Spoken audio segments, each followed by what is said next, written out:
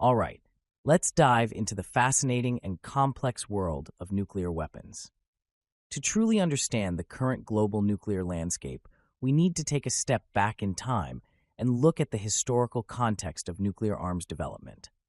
It's a story that begins in the midst of World War II with the Manhattan Project in the United States, which led to the creation of the first atomic bombs. Wow, it's incredible to think that something so powerful started during such a tumultuous time.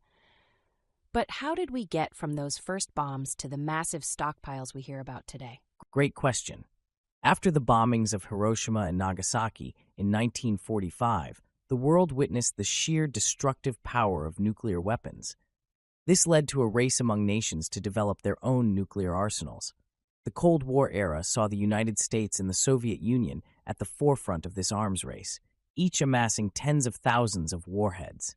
At its peak, the Soviet Union had about 33,000 operational warheads in 1988, while the United States peaked at over 32,000 in 1966. That's mind-boggling.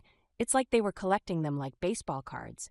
But why did they need so many? I mean, isn't one enough to cause massive destruction? Absolutely, one is more than enough. But during the Cold War, it was all about deterrence. The idea was that having a large arsenal would prevent the other side from attacking, because any attack would lead to mutually assured destruction.